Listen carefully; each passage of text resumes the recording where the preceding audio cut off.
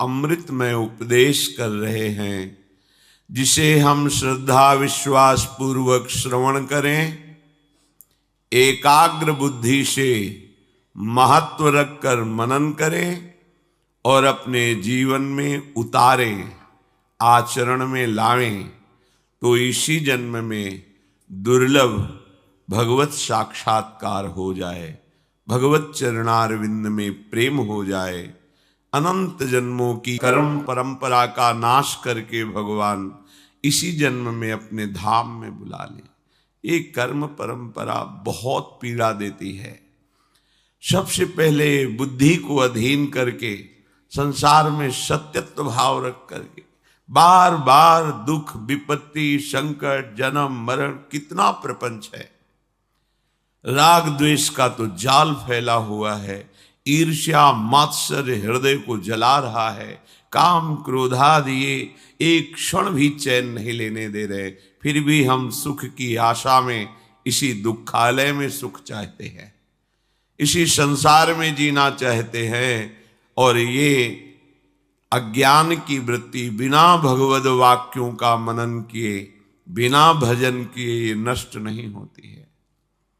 मान लीजिए प्रार्थना, ये राग द्वेष की वृत्तियों को छोड़िए और भगवान की शरण में हो जाइए, तो परम सुखी हो जाएंगे। दूसरा कोई रास्ता नहीं है। अगर हम दूसरा कोई रास्ता सुख का चयन करते हैं तो परिणामतः वो दुख रूप ही मिलता है। अगर आप प्रभु की शरण में होकर भजन करें तो दुखालय संसार भी मंगल भवन बन जाए, दसों दिशाएं आपके लिए आनंदमयी हो जाए। अगर हम अपने कर्म के बल से सुख चाहेंगे तो नहीं मिल सकता, कर्म योग से सुख मिल सकता है। योग भगवत चरणारविंद में चित्त वृत्ति का समाहित होकर समर्पित हो जाना। अगर प्रभु से संबंध नहीं है तो वो कर्म है, और जहां प्रभु से संबंध स्वीकृत हुआ, भगवत भाव हुआ, वही कर्म योग बन जाता है। और कर्म योग परमानंद प्रदान करता है, और कर्म ये दुख ही प्रदान करते हैं। चाहे जिस लोक में जाए उसको कभी शांति नहीं मिलती। बड़े बड़े पुण्यवान हैं हमसे भी ज्यादा, तो जहां अन्य लोकों में गए वहां उनका बड़ा सुख देखा, वहां भी जलन हो रही, वहां भी ईर्ष्या है, वहां भी मात्सर्य है। तिनके से लेकर ब्रह्मलोक तक सब माया का प्रपंच फैला हुआ है। श्री भगवान कह रहे हैं कि परमानंद महासुख की प्राप्ति के लिए जो अनन्य भाव से मेरा भजन करते हैं, ये अनन्य शब्द बार बार इसलिए परिचय दिला रहे हैं कि एक बार अनन्य हो जाओ। शरीर का राग, इंद्रियों में जो भोगों की सुख की लालसा है, और परिवार मित्र सुहृदजनों में जो स्नेह है, राग है, यही हमारा बंधन है, यही बंधन है। अगर इसको आप बंधन मान लेंगे तो मुक्त होने की इच्छा होगी, पर आपने तो इसे सुख मान लिया, बंधन मानते ही नहीं है, तो परिणामतः दुख ही दुख भोगते चले जा रहे हैं। कल एक भगत जी कह रहे थे अश्रु प्रवाह करते हुए, वृद्धावस्था है, मेरी पत्नी पधार गई, पर रात दिन उसकी याद आती है और मैं रोता हूं। विचार कीजिए, शरीर तो चला गया लेकिन शरीर की स्मृति बनी है, और इतनी जोर की बनी है कि उनको अशयी हो रहा है वियोग। धन्यवाद का पात्र उसी समय जी हो जाता है जब ऐसी स्थिति प्रभु के लिए हो जाती है। सच्चिदानंद प्रभु की स्मृति में वो रोता है तो जगत पावन करने वाला बन जाता है। कोई भी निरंतर हमारे साथ नहीं रह सकता। हमारा शरीर भी हमारे पास नहीं है अब भी, केवल तुम मान रहे हो। ये प्रतिपल मृत्यु का ग्रास होता जा रहा है। जैसे अंजुली को चाहे जितना जोर बांध करके जल लो, वो जल क्षीण ही होता चला जाएगा। ऐसे ही तुम्हारी आयु प्रति क्षण नष्ट हो रही है, प्रति क्षण मृत्यु का ग्रास बन रही है। आपको समझ में नहीं आ रहा। बस यही समझ प्रदान करने के लिए भगवत प्रेमी महात्माओं की वाणी में प्रभु बैठ करके उपदेश करते हैं कि तुम समझ जाओ तो परमानंद में मगन हो जाओगे। प्रभु कह रहे हैं, सततम कीर्तयन्तो मां यतन्तश्च दृढ़व्रताः नमस्यन्तश्च मां भक्त्या नित्ययुक्ता उपासते। हे अर्जुन, जो नित्य निरंतर मेरे में लगे हुए उपासक हैं, नित्य और निरंतर, ये बड़ी दुर्लभ बात है। शरीर हमारा नित्य है, तो इस शरीर से जितनी भोगी जाने वाली वस्तुएं सब अनित्य हैं। अनित्य माने नाशवान। और इससे जितनी क्रियाएं होती हो सब नाशवान है। नित्य हमारा स्वरूप है, नित्य हमारे आनंददाता प्रभु हैं। यदि इस नित्य संबंध को नित्य से कर लिया जाए तो निरंतर भजन होने लगे। पर हम अपने स्वरूप को जो नित्य है उसको भूलकर अनित्य शरीर, अनित्य संसार में सुख खोजने की वृत्ति से लग गए, इसलिए अब भजन नहीं होता। क्योंकि जहां स्वसुख वांछा प्रकट होती है वहां पाप भावना जागृत हो जाती है। जितने पाप होते हैं वह स्वसुख वांछा से होते हैं। स्वसुख वांछा ये आसुरी भाव है। आशु कहते हैं प्राणों को, जो केवल अपने प्राणों के पोषण में लगे हैं, केवल इंद्रियों के भोगों में लगे हैं। वो अनित्य में लगने के कारण प्रभु का जो नित्य स्वरूप है, नित्य संबंध है, वो निरंतर भजन नहीं कर सकते। इसलिए पहले भजन करने के लिए हमें आवश्यक है अनित्य वस्तुओं को अनित्य मानना। यदि गलती को गलती मान लोगे तो सुधार हो जाएगा, और गलती को गलती ना मानकर उससे गुण बुद्धि से तो कभी सुधार होने वाला नहीं। हम लोगों की सबसे बड़ी गलती ये हो गई है कि शरीर को मैं मान करके भोगों में सुख है, स्नेह संसार में सुख है, बस ये बहुत बड़ी भूल है। और सब हम इसी में विचर रहे हैं। ऐसा नहीं है कि कोई दो चार से भूल हुई हो। भूमि परत भा ढावर पानी, तिम जीवहि माया लपटानी। जैसे आकाश से निर्मल जल गिरता है, पृथ्वी का स्पर्श होते ही मलिन हो जाता है, ऐसे ही जीवात्मा जो निर्मल परमात्मा का अंश है, इस शरीर में आते ही वो मलिन भाव को प्राप्त हो जाता है। देह भाव को प्राप्त होना ही ये मलिनता है, क्योंकि इसी से सारी मलिनताएं प्रकाशित होती हैं। दुराचार प्रवृत्तियां, अभक्ष पदार्थों को खाना, हिंसा आदि वृत्तियां, चोरी, नाना प्रकार के आसुरी भाव इसी में छिपे हुए हैं, देह भाव में। हमें जब तक प्रभु के चरणारविंद का आश्रय और उन्हीं को केवल अपना मानना, ऐसा भाव नहीं आता, तब तक निरंतर भजन हो ही नहीं सकता। कितने भगत जन ऐसे मिलते हैं जो कहते हैं हमारा 24 घंटे भजन होता है, फिर इसके बाद वही बोलते रहते हैं, मैं बहुत अशांत हूं, मैं बहुत परेशान हूं, मन हमारा बहुत हमको जलाता है। क्या बोल रहे हो? निरंतर भजन और ये स्थिति मजाक कर रहे हो। निरंतर भजन होने लगे तो किसी की ताकत नहीं कि उसके हृदय में अशांति पैदा कर दे। आप झूठ से अपने को मान रहे हैं कि मैं निरंतर भजन करता हूं, क्योंकि निरंतर भजन करने वाले के शब्द ही नहीं निकलेंगे। जब मन प्रभु आनंद सिंधु में लगा तो अशांत कैसे हो सकता है? मन अशांत है तो भजन किससे कर रहे हो? चित्त वृत्ति विक्षिप्त हो रही है तो चित्त वृत्ति संसार में लगी, प्रभु में कहां। अभी तुम मैं से जुड़े हुए शरीर को लेकर डोल रहे हो, निरंतर भजन कहां। निरंतर भजन तो जब प्रभु में और अपने में अंतर खत्म हो जाता है तब होता है निरंतर भजन।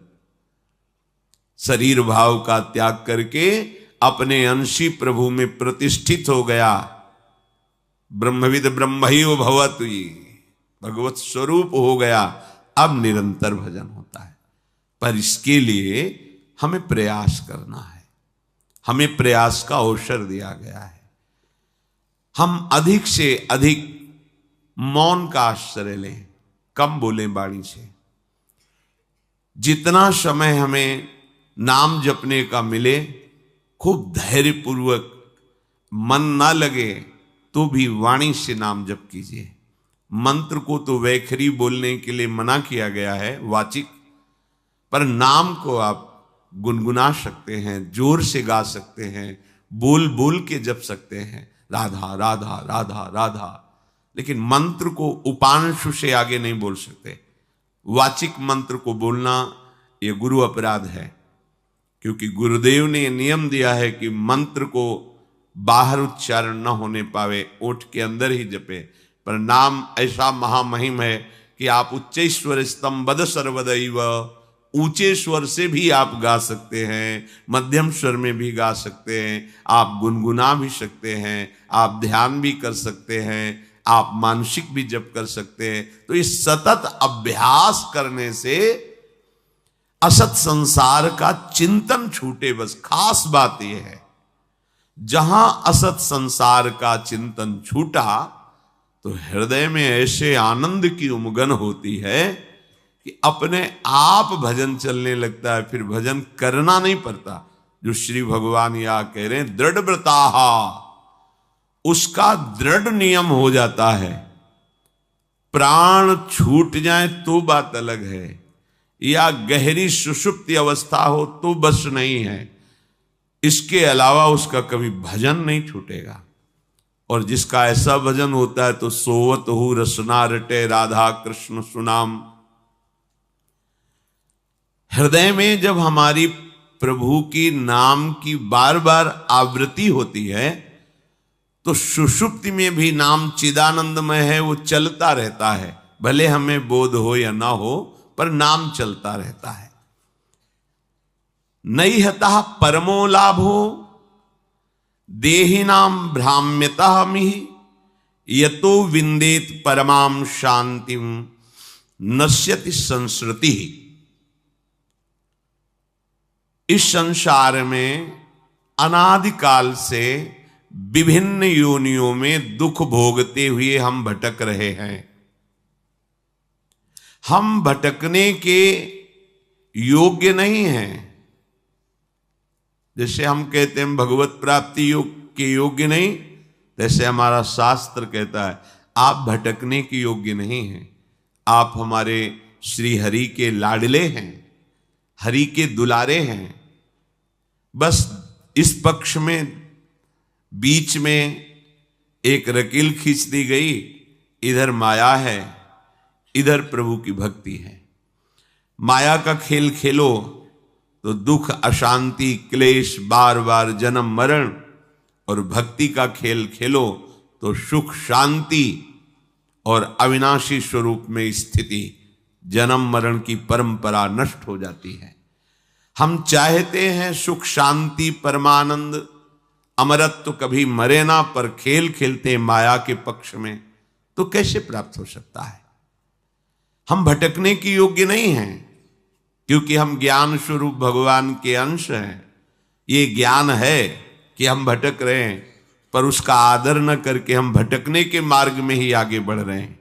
कैसे भटकन मिटे? बोले नाम संकीर्तनादन्य परमः उत्कृष्टाः लाभः अर्थो नहीं नैवास्ति। बिना कुछ जाने समझे बस तुम यदि नाम कीर्तन शुरू कर दो तो तुम्हारा भटकना मिट जाएगा। नैहता परमो लाभ हो, इससे बड़ा कोई लाभ नहीं। नाम चल रहा है, इससे बड़ा कोई लाभ नहीं प्यारे। आपको लगता है कि एक दिन में हमने 1,00,000 रुपए कमाए, ठीक है, पर आप पूरे दिन में 1,00,000 कमाने पर एक बार भी भगवान का नाम नहीं लिया, तो पूरे जीवन में रोज 1,00,000 कमाइए, और जब आप मरोगे शरीर तो छूटेगा, नाशवान है, फिर आपके पास क्या जाएगा? खाली हाथ हो गए ना, घाटा लग गया ना। तो हानि हरिवंश के नाम अंतर परे, लाभ हरिवंश उच्चरत वाणी। आप जो कार्य कर रहे हो अगर उसे नाम जपते हुए करते तो लौकिक लाभ भी होता और पारलौकिक लाभ भी होता।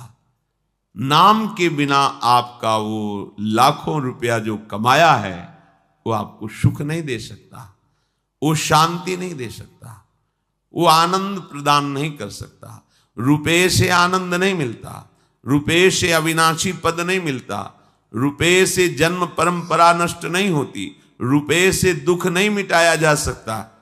आप कह दो कि रुपये से औषधियां मिलती हैं, रुपये से डॉक्टर अच्छे मिलते हैं, तो दुख क्यों नहीं मिटाया जा सकता? जब तक तुम्हारे पाप कर्म नष्ट नहीं हो जाएंगे तब तक डॉक्टर भी तुम्हें सुखी नहीं करेगा, औषधियां भी काम नहीं करेंगी, और जहां पाप कर्म वो नष्ट हुआ जिसके कारण दुख आया वो अपने आप शांत हो जाएगा।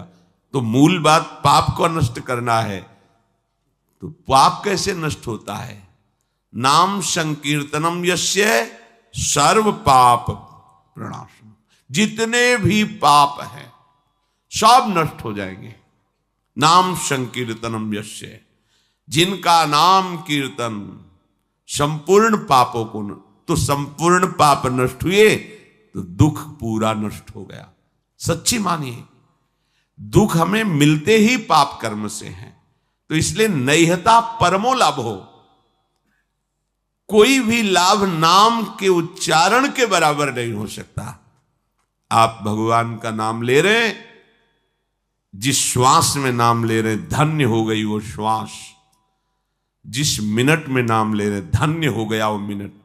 बाद में देखेंगे आप, क्योंकि अपने लोग नाम की कीमत नहीं जानते, ना तो विश्वास हो पा रहा है और ना हमें उसकी कीमत पता है। तो ऐसे लगता है संत जन ऐसे कहते रहते हैं। नाम बहुत कीमती वस्तु है, ये परिणाम में आपको समझ में आएगा। यद्दग्गे विषम्यु परिणामे अमृतोपमम, जिसकी शुरुआत विष जैसी लगे उसका परिणाम अमृत जैसा होता है। जैसे प्रातःकालीन ब्रह्म मुहूर्त में उठना, स्नान करके भगवत आराधन के लिए नाम जप सत्संग कीर्तन आदि, ये विष जैसा लगता है। और 8, 9, 10 बजे तक सोना, ये अमृत जैसा लगता है। तो यद तक अमृतोपमम परिणामे विषम्यु, जिसकी शुरुआत अमृत जैसी लगे। भोग दृष्टि रखना, पाप दृष्टि रखना, मनमानी आचरण करना, ये अमृत जैसा लगता है, लेकिन इसका परिणाम बड़ा भयंकर दुखदाई होगा। और संयम में रहना, मन को रोकना, इंद्रियों को गलत विषयों के भोग में न जाने देना और नाम जप करना, ये विष जैसा लगता है, लेकिन परिणाम में अमृत मिलेगा। परिणाम अमृतोपमम नहिता परमो लाभो देहि नाम भ्राम्यता में ही। इस संसार में भ्रमित लोगों को परम लाभ प्रदान करने वाला ये नाम है।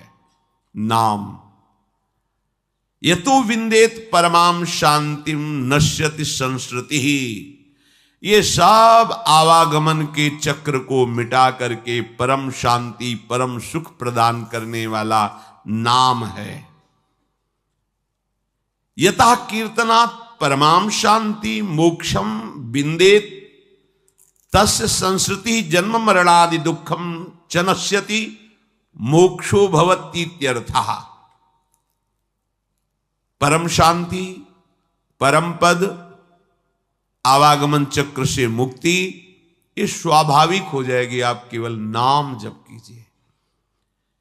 तेष भाग्या मनुष्येषु कृतार्था नृप निश्चितम स्मरन्ति स्मारयन्तो ये हरिर्नाम कलौ युगे। मनुष्यों में वो परम धन्य है। ये अन्यान स्मारयन्तः सन्तः हरिर्नाम स्वयं स्मरन्ति ते मनुष्येषु कृतार्थाः सभाग्याः निश्चितम निश्चित प्रतम जानी हो। निश्चित वो परम धन्य हो जाता है जो अन्य स्मरण त्याग करके संतों के प्राणनाथ प्रभु श्री हरि का स्मरण करता है और दूसरों को भी करवाता है। ये जरूर करना चाहिए। अपने परिवार का मंगल करने के लिए कुछ समय नाम कीर्तन घर में जरूर होना चाहिए। मान लीजिए प्रार्थना, आपको परम सुख मिलेगा। आप सुख के लिए ही दौड़ रहे हैं। थोड़ी देर में, हम ज्यादा नहीं कहते, 10 मिनट, 24 घंटे में कोई 10 मिनट आप निकाल लीजिए।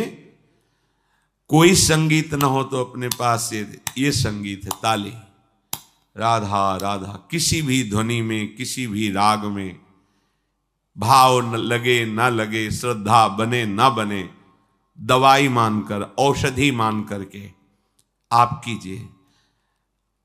आपके घर में जब राधा नाम गूंजेगा तो दरिद्रता भाग जाएगी। देख लेना, करके देख लेना। अब मानो तभी ना। आपके घर में कोई भी कभी प्रेत आत्मा प्रवेश नहीं कर पाएगी। आपके परिवार वालों पर किसी का टुटका नहीं चलेगा। अगर आप अपने परिवार को बैठाल कर 10 मिनट केवल नाम कीर्तन कीजिए। राधा कृष्ण, राधा वल्लभ, राधे श्याम, जो आपको प्रिय नाम लगे, सब नाम महिमामय हैं। बैठ कर के मान लीजिए ना। आप मानते नहीं, सुनते तो बहुत हैं, आचरण में नहीं उतारते। 24 घंटे में कभी एक ऐसा समय रखिए जब आप अपने परिवार के साथ प्यार से बैठ करके और प्रभु का नाम की, फिर आप देख लेना, खुद देख ले। 10 मिनट, 24 घंटे में हम 10 मिनट की बात कह रहे हैं। और कहीं सौभाग्य और बढ़ जाए तो एक अध्याय भगवान की महिमा का गान सुनाइए परिवार को बैठकर।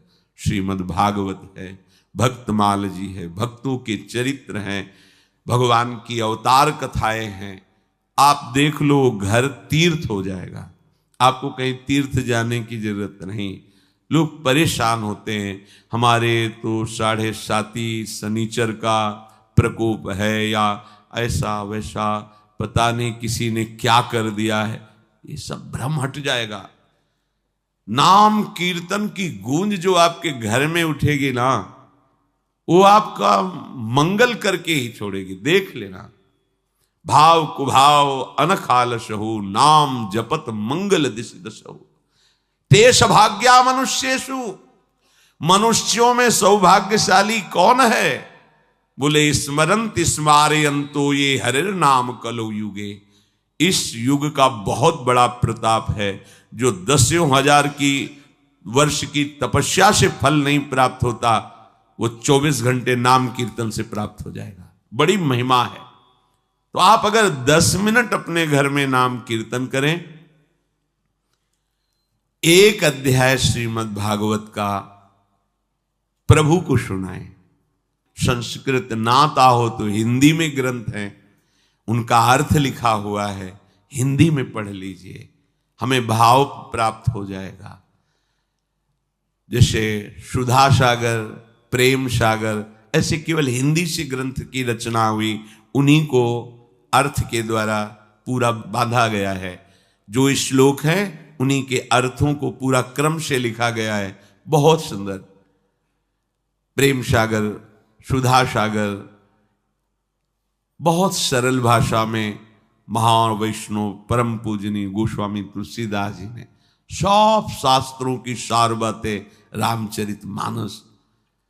जब हम सतशास्त्रों का अपने परिवार में बैठ करके गायन करके श्रवण कराते हैं तो सबके संस्कार पवित्र होते हैं, बुद्धि बदलती है।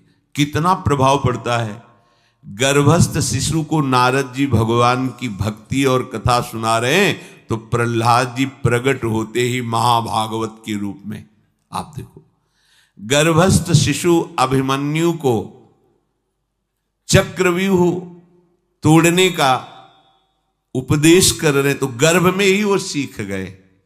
बड़ी महिमा है यदि आप अपने परिवार में नाम कीर्तन करेंगे और भगवत आराधना की भावना से ठाकुर जी विराजमान करके उनको कथा सुनाएंगे। एक अध्याय सुनाई, एक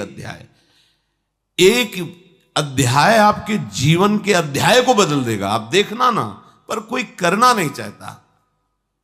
और कहीं ये सौभाग्य उदय हो जाए कि बिना ठाकुर जी को भोग लगाए हम पाएंगे नहीं, तब तो बात बन गई, फिर तो बिगड़ेगी नहीं।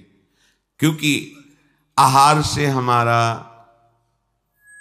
प्राणों का पोषण होता है और बुद्धि का प्रभावित होना होता है। अगर सात्विक आहार है तो बुद्धि सात्विक, राजसिक तो राजसिक, तामसिक तो तामसिक। जब प्रभु को भोग लगा दिया जाता है तो गुणातीत हो जाता है, न वो सतोगुणी, न रजोगुणी, न तमोगुणी, वो भगवत प्रसाद हो जाता है। और प्रसाद एक एक कवल में महान सुकृत प्रदान करता है। भोजन भी हो गया और पुण्य भी बन गया। भगवान को भोग लगाया और पा लिया। ते सौभाग्या, ये सौभाग्यशाली मनुष्यों का जीवन है। कृतार्था, निश्चित इनका कल्याण हो जाता है, कृतार्थ हो जाते हैं।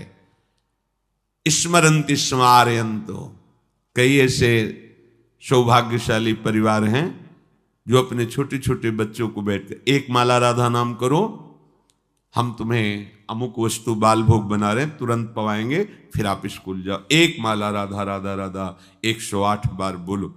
ये संस्कार उनको ऐसी उन्नति की तरफ ले जाएंगे कि जब बुद्धि पवित्र होगी तो पढ़ाई में लगेंगे, स्मरण शक्ति तेज होगी, पवित्र व्यवहार होगा तो इनका जीवन प्रकाशित हो जाएगा। जिन घरों में भगवान नाम कीर्तन, भगवत कथा वार्ता नहीं होती, तो कई जन ऐसे प्रश्न करते हैं कि हमारे बच्चे अब हमारे अनुशासन में नहीं रहे, वो मनमानी आचरण करते हैं, हम समझाने की चेष्टा करते हैं, क्या हो गया? बच्चापन से उनकी बुद्धि में रजोगुण बढ़ा, रजोगुण तमोगुण में बदल गया, अनादर प्रारंभ हो गया। अब न वो शास्त्र मानेंगे, न तुम्हारी गुरुजनों की बात मानेंगे। अब मन की बात, तो मन तो अधोगामी है, वो निश्चित उनको विषयों में ऐसी जगह फंसाएगा जहां अशांति ही अशांति, दुख ही दुख है। स्मरन्ति स्मारयन्तो, आदेश कर रहे हैं, खुद भजन करो और दूसरों को भजन करने की प्रेरणा दो। अगर हमारा कोई रिश्तेदार है, नातेदार है, मित्र है, प्रियजन है, हमारे पास बैठता है, तो हमें प्रार्थना करनी चाहिए मृदु शब्दों से। यदि आप नाम जप करते हैं तो बहुत आपका मंगल होगा, और 1-2 माला बढ़ाइए। नहीं करते हैं तो प्रारंभ कर दीजिए। पूज्य भाई जी महाराज, एक संत उनके पास जैसे जाते थे तो यही कहते थे, हमारे पास आए हो तो हमें कुछ दक्षिणा दो। आदेश कीजिए, क्या दक्षिणा दें? आप नाम जप करते हो? नहीं, नाम जप तो नहीं करते, तो ये दक्षिणा दो कि आज से आप 5 माला नाम जप करोगे। लाखों लोगों को भजन में लगा दिया, लाखों लोगों को। ऐसे ही आप अपने सुहृद जनों को, मित्र जनों को, रिश्तेदार नातेदार जनों को नाम में यदि लगा दोगे तो आपने परम मंगल कर दिया, और उसका परम लाभ आपको मिलेगा। जैसे आपकी प्रेरणा से 5 लोग नाम में जप में लगे तो आपके ऊपर विशेष हरि की कृपा होगी, क्योंकि 5 के जीवन उद्धार की बात आपने की, तो आपका जीवन अपने आप मुक्त हो जाएगा माया प्रपंच से। ये रहस्य है।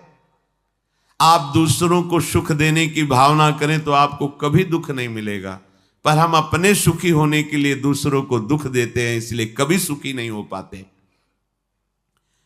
कलेर दोष निधे राजन अस्ति हे को महान गुण, कीर्तना देव कृष्णस्य मुक्त बंधा परम ब्रजेत। इस कलिकाल का बड़ा अवगुणी स्वभाव है। अगर आप गुरुजनों की आज्ञा में नहीं हैं, शास्त्र का स्वाध्याय नहीं किए, शास्त्र के वचन आपके कानों में नहीं पड़े, तो आपके आचरण बहुत ही आसुरी प्रवृत्ति की तरफ ये आकर्षित करके भ्रष्ट करेगा। कलयुग का स्वभाव है। इसमें प्रिय वस्तु होती है व्यभिचार, इसके स्वभाव का। प्रिय वस्तु होती है नशा करना, भांग, शराब, ड्रग्स आदि जो भी नशे, नशा करना, व्यभिचार करना और जुआ खेलना। कई तरह से जुआ खेलना होता है। दूसरों के धन का अपहरण करना और दूसरों को दुख पहुंचाना, हिंसा करना, ये इसका स्वभाव है। इसका स्वभाव है।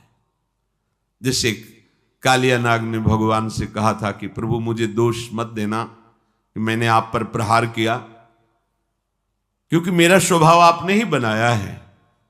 बहुत वर्षों के बाद भी बदला लेने का स्वभाव मेरा होता है और वो आपके द्वारा ही रचा गया है। इसलिए आप नाराज मत होना कि मैंने आपको बांधा अपने नागपाश में, आप पर प्रहार किया। तो ये कलयुग का स्वभाव है। अगर आप भगवद आश्रित नहीं हैं तो शराब पीना आपको बुरा नहीं लगेगा। देखो, सब कोई जानता है। जब हम यहां से बोलते हैं तो कोई कह सकता है कि ये निषेध क्यों कर रहे हैं, लेकिन आप अपने हृदय में बैठ करके थोड़ा विचार कीजिए, क्या ये आपका स्वास्थ्य बढ़ा देगा? कितने ऐसे हमारे सामने आए हैं जिनके लीवर खराब हो गए, जिनका जीवन खत्म हो गया, उनके परिवार के जन भी हैं। हितदाम में जब दिया कि बहुत शराब पी, अब तो डॉक्टर ने कहा अब मरने, और कुछ दिनों में पधार गए। देखो, क्या आपका स्वास्थ्य इसमें अच्छा रहेगा? नहीं। क्या आपको समाज में से सम्मान मिलेगा? नहीं। नालियों में इधर उधर बेहोश होकर के गिर पड़ते हैं, शरीर की सामर्थ्य नहीं रहती। तो इससे क्या परमार्थ बनता है? नहीं। इससे क्या धन की प्राप्ति होती? नहीं। जब कोई भी लाभ नहीं मिलता, केवल प्रमाद और केवल हानि है, तो आप सोचो आप ठगे जा रहे हो कि नहीं ठगे जा रहे हो? व्यर्थ में आप ऐसे आचरण करते हो जिससे आपके जो पुत्र हैं, परिवार के जन हैं, वो आपसे असंतुष्ट रहते हैं। अगर कहीं वो आपका अनुगमन कर लें तो वो भी पतन के मार्ग में चले गए। किसी भी असत क्रिया से कभी शांति नहीं। प्यारे समझो, ये कलयुग का स्वभाव है।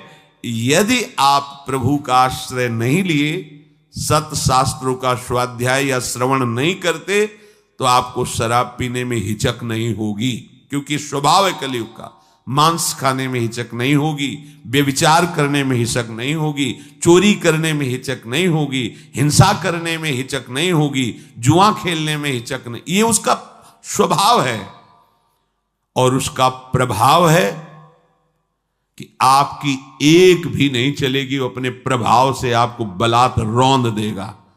इसलिए हित सजनी स्वरूपा महाप्रभु कह रहे, पाए जान जगत में सब जन कपटी कुटिल कलयुगी टंचु। तो कह रहे, अगर इस कलयुग के प्रभाव से तुम्हें कोई बचा सकता है तो इसका एक बहुत बड़ा गुण है। अगर इस कलयुग में नाम जप किया जाए, नाम कीर्तन किया जाए, तो इसका कोई भी स्वभाव या प्रभाव आप पे लागू नहीं होगा और आपका हृदय निर्दोष होकर भगवान की प्राप्ति के योग्य हो जाएगा।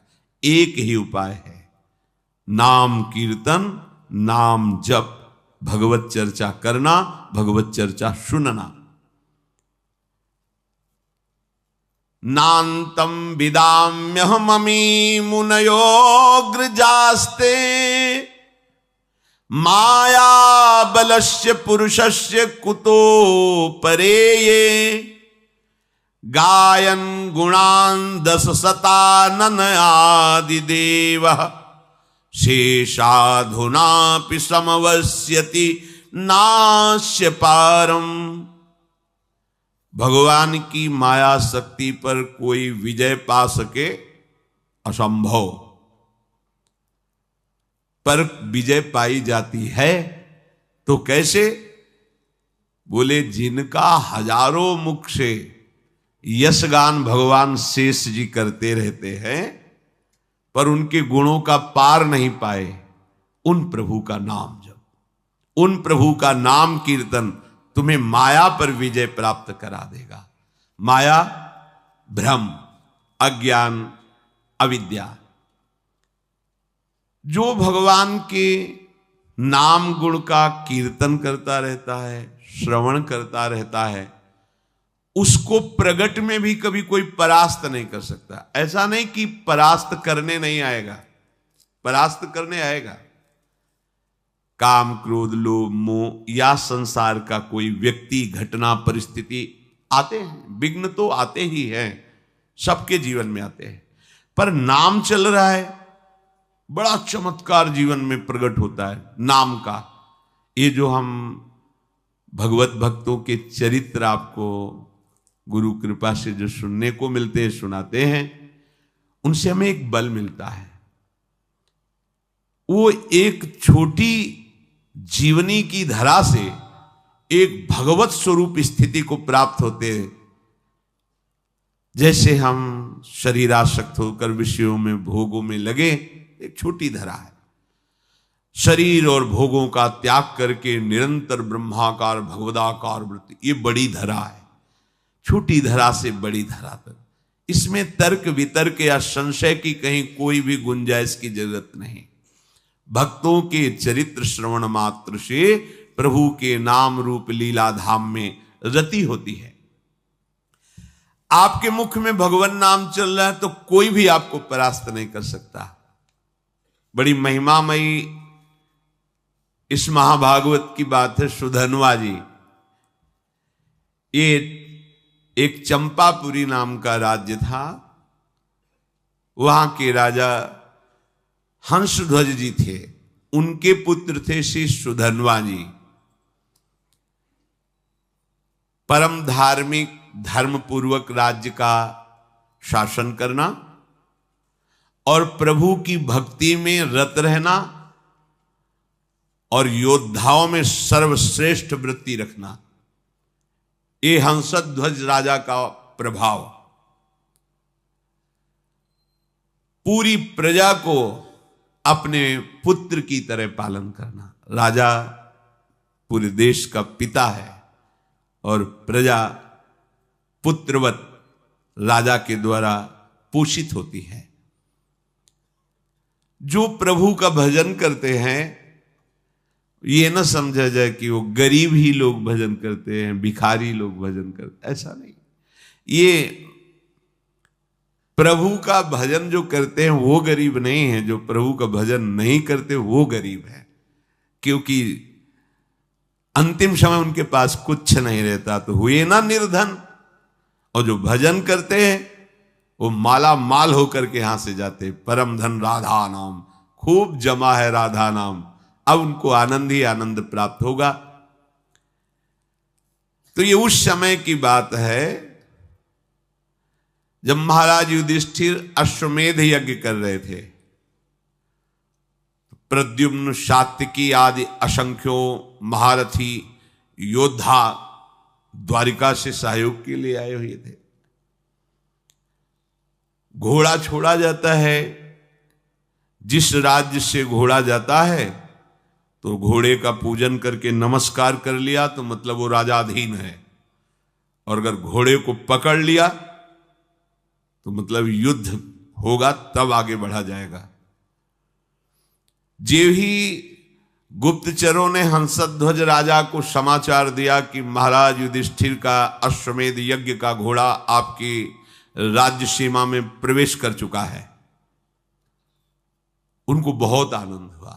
अहो भाग्य, जिनकी हम आराधना कर रहे थे भगवान जरूर दर्शन देंगे, क्योंकि ये पांडवजन महाभागवत हैं और इनको जरा भी कोई कष्ट देना चाहे तो भगवान व्याकुल होकर उपस्थित हो जाते हैं।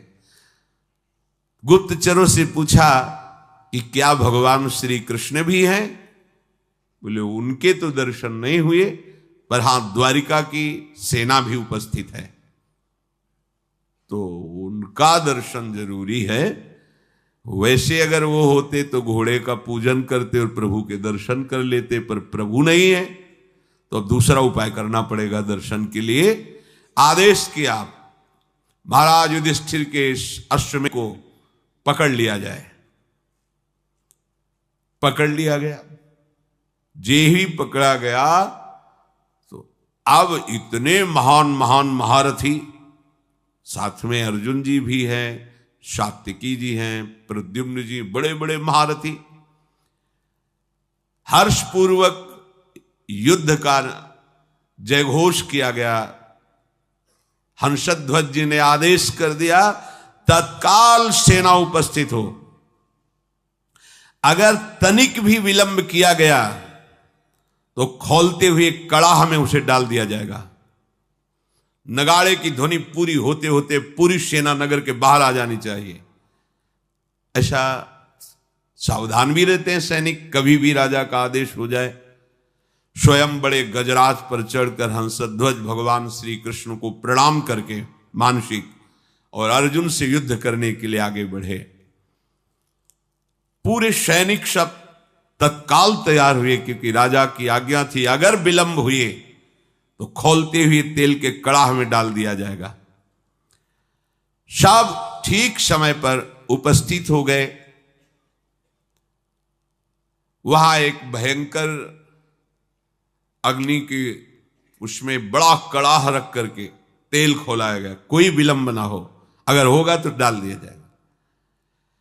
जितने भी वीर योद्धा थे सब उपस्थित हो गए, लेकिन राजा के पुत्र जो सुधन्वा जी थे, ये बड़े भगवान के नाम जापक भक्त थे, हर समय नाम जप करते रहते थे। जो ही आज्ञा हुई अस्त्र शस्त्रों से सुसज्जित हुए। पहले तो माता जी के पास गए, उनको प्रणाम किया और कहा, मां आज हमारे जीवन का परम लाभ उपस्थित हुआ है, क्योंकि आज मुझे अर्जुन से युद्ध करना है। वो भगवान के परम प्रेमी भक्त हैं। आज युद्ध कौशल के द्वारा उनको मैं तृप्त करूंगा, और ऐसा तृप्त करूंगा, उनको ऐसे व्याकुल करूंगा कि उनके सारथी का हमारे ऊपर नजर पड़े और कृपा दृष्टि पड़े। उनको आना पड़ेगा, पर हो सकता है हम वापस ना आए। इसलिए आपसे आशीर्वाद मांगते हैं कि मेरे मन की जो कामना है कि अर्जुन को तृप्त करूं और भगवान का साक्षात्कार करूं, वो पूर्ण हो। इसके बाद माता जी को प्रणाम करने के बाद जब आगे बढ़ने लगे तो माता जी ने कहा, बेटा बड़े बड़े ऋषि मुनि जिन भगवान श्री कृष्ण का रात दिन ध्यान और गुणगान करते हैं, मुझे तो उनका दर्शन होना संभव लगता है। पर जब तुम अर्जुन को पीठ नहीं दिखाओगे तो जरूर उपस्थित होंगे, और जब तुम श्री कृष्ण का दर्शन कर लोगे तो मुझे श्री कृष्ण का धाम मिल जाएगा। क्योंकि शास्त्रों में लिखा है, जो भगवत साक्षात्कार कर लेता है तो 21 पीढ़ियां भगवत धाम को जाती है। तो मैं तो नहीं देख पाऊंगी, पर भगवान के धाम को जाऊंगी, पर पीठ मत दिखाना। जाओ, हमारा आशीर्वाद है, विजयी हो। विजयी तुम्हारे मन में जो कामना है उसकी पूर्ति हो।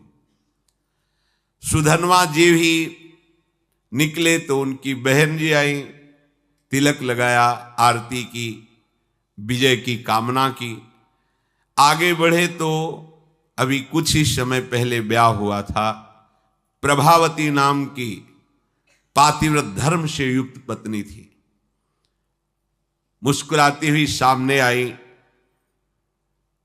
और सुधन्वा की पूजा की और कहा, स्वामी मुझे पता है आज आप कहां जा रहे हो, महाबली महारथी अर्जुन से युद्ध करने। मैं जानती हूं कि जहां तुम जा रहे हो वहां से वापस आना असंभव है, जानती हूं, पर इतनी तो कृपा कर दो कि आपको जलांजलि देने वाला कोई होना चाहिए। अभी कुछ ही समय पहले ब्याह हुआ था। सुधन्वा ने कहा, तुम धैर्य रखो, श्री कृष्ण के बल से मैं अर्जुन को परास्त करके शीघ्र ही वापस आऊंगा। प्रभावती ने कहा, नाथ आज तक हमने ऐसा नहीं सुना कि जो श्री कृष्ण से मिलने के लिए गए हों फिर वापस लौटे हों। शास्त्र प्रमाण है, बड़ी गूढ़ बात कही। जो श्री कृष्ण से मिलने गए हों और वापस लौटे हों, ऐसा आज तक प्रमाण नहीं मिला। तो वापस लौटने की तो हम आशा ही नहीं रखेंगी। बस हमारी एक कामना है कि आपको जलांजलि देने वाला कोई होना चाहिए। तो शास्त्र सम्मत बात थी। वहां कड़ाह में तेल खोल रहा है, सब आ चुके, लेकिन राजकुमार नहीं आए। राजा को बहुत कष्ट हुआ कि सब आज्ञा के पालन में और सुधनवा मेरी आज्ञा का उल्लंघन कर रहा है, क्योंकि अब वो जलांजलि देने के लिए पुत्र की कामना से युक्त होकर के अपनी पत्नी की भाव को पूर्ण किया। उनको तो पता नहीं, तो जल्लादों को तुरंत भेजा, सुधनवा को पकड़कर लाया जाए, खोलते कड़ाह में डाल दिया जाए। राजा आज्ञा बड़ी विचित्र होती है। वो अपराधी साबित हो गए हैं, क्योंकि विलंब हो गया, राज आज्ञा का उल्लंघन किया। जे ही राजा की आज्ञा हुई, वो जल्लाद प्रकृति के सैनिक तत्काल गए और सुधनवा स्नान आदि करके पवित्र होकर बाहर निकल रहे थे। तुरंत सुधनवा से कहा कि महाराज का आदेश है, आपको बंदी बना लिया जाए और कड़ाह में डाल दिया जाए, क्योंकि आप विलंब हुए हैं। उनका एक बार पिताजी के सामने तो पहुंचने दीजिए। गए, पिता को प्रणाम किया। हंसध्वज ने कहा, हमारी आज्ञा का उल्लंघन का जो निर्णय किया गया है वही इनके साथ बर्ताव किया जाए। जो शंख और लिखित नाम के आचार्य थे, उनके हर राजा के पास आचार्य कोटि के महापुरुष की सलाह मिलती थी। जैसे परम ज्ञानी जनक जी हैं, पर सदानंद जी विराजमान हैं। चक्रवर्ती सम्राट महाराज दशरथ तो वशिष्ठ जी विराजमान हैं। देवराज इंद्र तो बृहस्पति जी विराजमान। पहले ऐसा होता था कि सम्राटों के ऊपर, राजाओं के ऊपर महाराज विराजमान होते थे और कोई भी समस्या का समाधान उन्हीं से लिया जाता था। ये पुरोहित जो शंख और लिखित थे, ये जलते थे सुधनवा से, क्योंकि सुधनवा निरंतर नाम जप करते हुए भगवत आराधना में, ये उनको पसंद नहीं था। तो कई बार तर्क वितर्क किया था। अब उनको अवसर मिला। राजा हंसध्वज ने पूछा कि आचार्य प्रवर, आपका क्या आदेश है इस विषय में? उनका जो आपकी आज्ञा हुई उसका पालन किया जाए, अर्थात इनको खोलते हुए कड़ाह में डाला जाए। स्वभाव से ईर्ष्या रखने वाले ये शंख और लिखित आचार्य ने खोलते कड़ाह में सुधनवा को डालकर उनका जीवन अंत कर दिया जाए, ऐसा ही दस्तखत कर दिया। यदि आप अपने पुत्र के मुंह में आकर के अब हमारी लिखित बात को काटते हैं तो हम दोनों आपको छोड़ देंगे, अब तो चांस ही नहीं। हंसध्वज ने तत्काल सैनिकों को आदेश किया, उठा करके डाल दो इनको खोलते हुए कड़ाह में। मंत्री समझाने की चेष्टा करे तो पुरोहित खिलाफ है। मंत्री के हृदय में भी बड़ा। सुधनवा जी ने जो ही देखा कि मेरी कामना तो नष्ट हो गई। मेरी कामना थी अर्जुन को युद्ध में इतना व्याकुल करूंगा कि भगवान पधारेंगे और मैं उनका दर्शन पाऊंगा। अब तो कड़ाह में डाल दिया जाएगा, तो चलो जैसी भगवान की इच्छा। कड़ाह में जे ही डालने को सुधनवा ने कहा, हे गोविंद, हे मुकुंद, हे हरे, मुझे मरने का तो दुख है नहीं, क्योंकि मरने के लिए निकला ही हूं, पर मैं मरने के पहले आपका दर्शन चाहता था, आपकी दृष्टि में दृष्टि मिलाना चाहता था। आप अर्जुन के पक्ष में होकर मुझे कैसे देखते हैं ये देखना चाहता था, सो अधूरा रह गया। यदि अर्जुन के बाणों से बिंधता और आप हमारी तरफ देखते तब मुझे आनंद मिलता। ये कायरों की तरह मृत्यु होगी कि कड़ाह में डाल करके।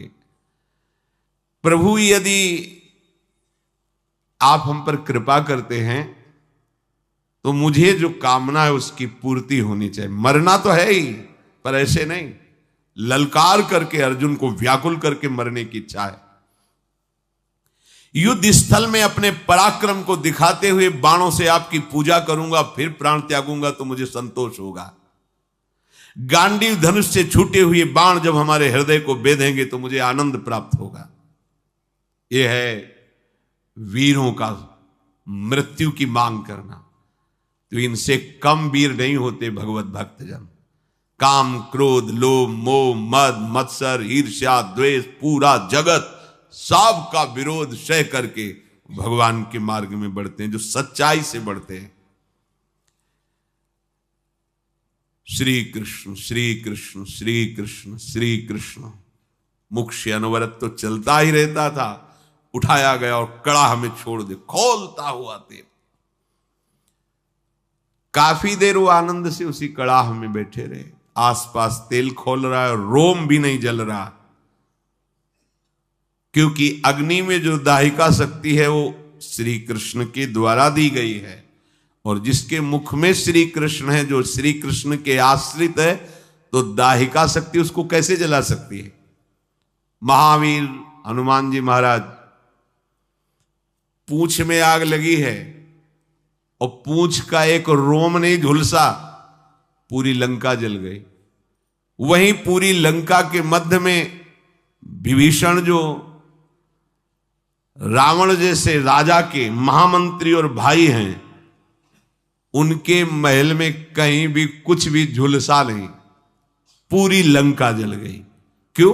दाहिका शक्ति जिनकी आज्ञा से काम करती, उनके भक्त का घर कैसे जल सकता है? उनके महाभागवत के एक रोम भी नहीं झुलसा हनुमान जी का। ऐसे ही सुधनवा जी का एक रोम भी नहीं झुलसा। जैसे जल में प्रफुल्लित कमल खिला रहता है, ऐसे मुख प्रसन्न श्री कृष्ण श्री कृष्ण श्री कृष्ण।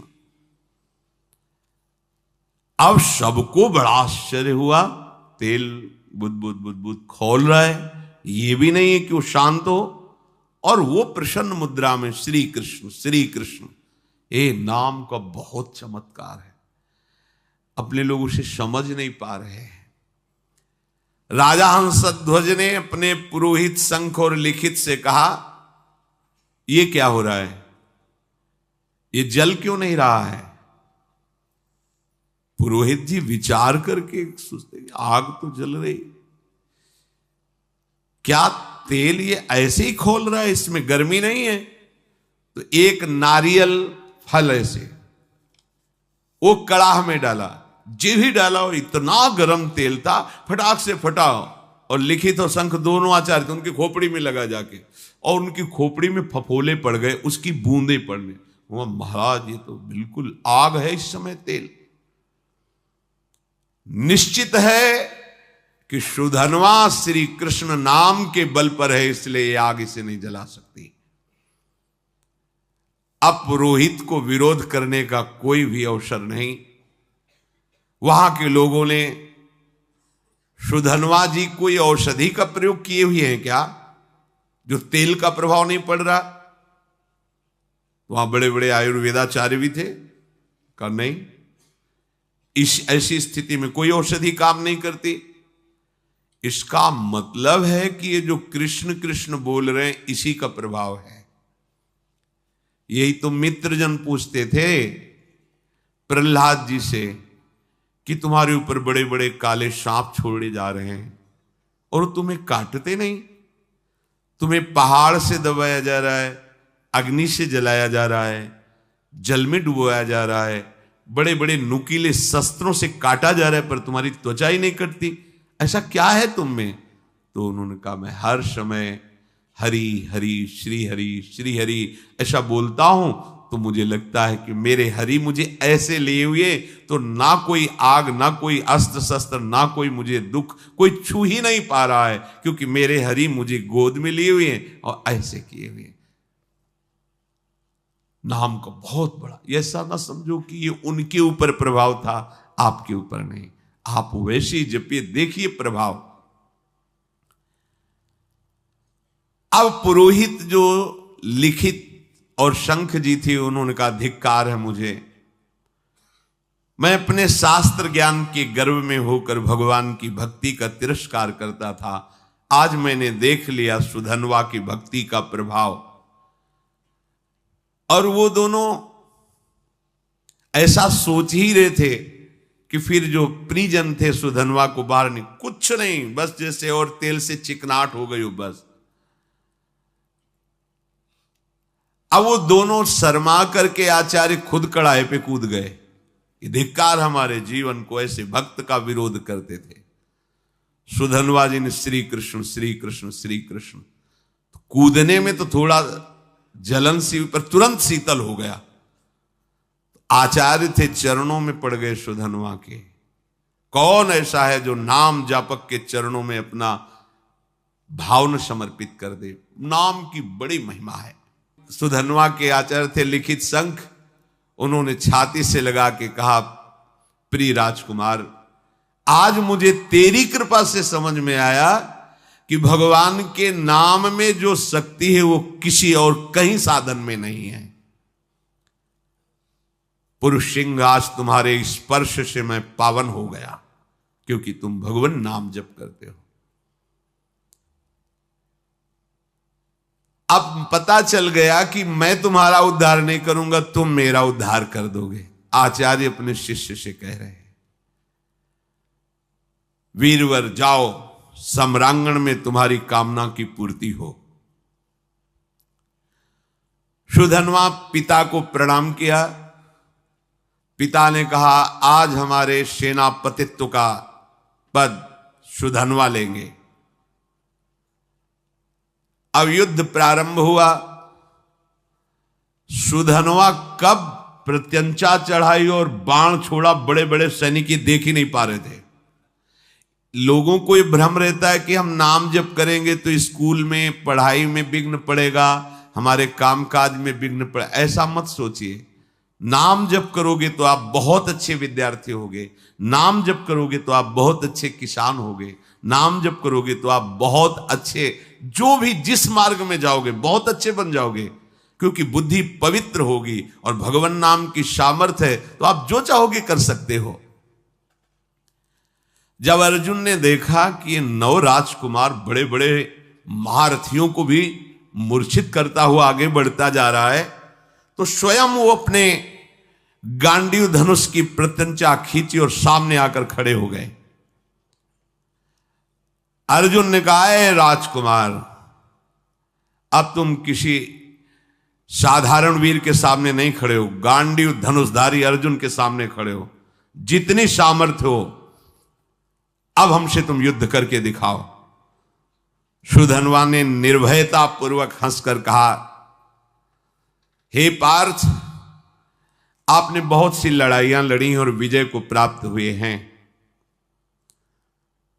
पर उसका तुम कारण नहीं जानते हो कि तुम विजय में क्यों प्राप्त हुए हो। क्योंकि तुम्हारे सारथी श्री कृष्ण थे। इस समय तुम हमारे सामने टिक नहीं सकते, क्योंकि तुम्हारा सारथी नहीं बैठा है, श्री कृष्ण नहीं है। तो यद्यपि तुम महावीर हो, पर तुम मेरे सामने नहीं टिक सकते। तुम्हें सलाह देता हूं, अगर मेरे पर विजय प्राप्त करनी तो अपने सारथी की याद करो, नहीं तो तुम्हारी सामर्थ्य नहीं है, ये गांडीव धनुष के निकले हुए बाणों की सामर्थ्य नहीं कि मुझे परास्त कर सके। एक बालक के मुख से ऐसी चुनौती, अर्जुन जी परम धनुर्धर, दिव्यास्त्रों का ज्ञान, क्रोधित होकर सुधन्वा पर बाणों की वर्षा शुरू कर दी। सुधन्वा जी ने हंसते हंसते एक एक बाण को तिल तिल के समान काट के गिरा दिया। अर्जुन जी को लगा, आज तक ऐसा भी, बाणों को काट देना अलग बात, लेकिन हर बाण को तिल तिल काट के, बाणों की वर्षा हो रही। बाणों को काटते हुए अपने बाणों से ध्वजा, धनुष, प्रत्यंचा सब पर चोट पहुंचा दी। सुधन्वा ने ध्वजा काट के गिरा दी, प्रत्यंचा काट दी, गांडीव पर प्रहार किया और अर्जुन के सारथी को भी घायल कर दिया और कहा, कहां गया तुम्हारा वो पुरुषार्थ गांडीव धनुषधारी अर्जुन? बिना प्रत्यंचा का धनुष, बिना ध्वजा का रथ, सारथी बेहोश, आश्चर्य में पड़ गए कि ऐसा वीर बालक तो हमने देखा ही नहीं। अब उनके मुख से हर समय चल रहा है जो भगवान का आदेश, मामनुस्मर युद्ध च कृष्ण कृष्ण कृष्ण कृष्ण। आप तो बहुत बड़ी